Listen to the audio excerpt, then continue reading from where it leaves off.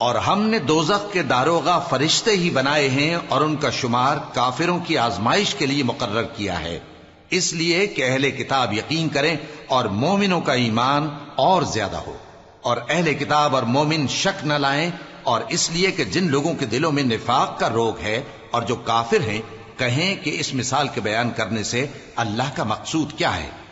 اسی طرح اللہ جس کو چاہتا ہے گمراہ رہنے دیتا ہے اور جس کو چاہتا ہے ہدایت دیتا ہے، اور تمہارے پروردگار کے لشکروں کو اس کے سوا کوئی نہیں جانتا، اور یہ قرآن تو بنی آدم کے لیے نصیحت ہے۔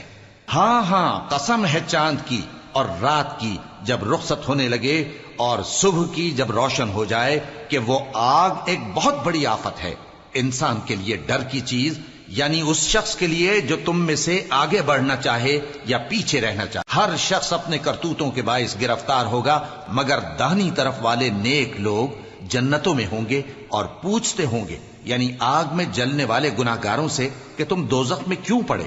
وہ جواب دیں گے کہ ہم نمازیوں میں شامل نہ ہوئے، اور نہ ہم فقیروں کو کھانا کھلاتے تھے، اور ہم بحث کرنے والوں کے ساتھ مل کر بحث کرتے تھے، اور روز جزا کو جھٹلاتے تھے، یہاں تک کہ ہمیں موت آ گئی۔ تو سفارش کرنے والوں کی سفارش ان کے حق میں کچھ فائدہ نہ دے گی۔ ان کو کیا ہوا ہے کہ نصیحت سے روگرداں ہو رہے ہیں، گویا گدھے ہیں کہ بدک جاتے ہیں جو شیر سے ڈر کر بھاگ جاتے ہیں۔ اصل یہ ہے کہ ان میں سے ہر شخص یہ چاہتا ہے کہ اس کے پاس کھلی ہوئی کتاب آئے، ایسا ہرگز نہیں ہوگا۔ حقیقت یہ ہے کہ ان کو آخرت کا خوف ہی نہیں۔ کچھ شک نہیں کہ یہ قرآن نصیحت ہے، تو جو چاہے اسے یاد رکھے، اور یاد بھی تبھی رکھیں گے جب اللہ چاہے۔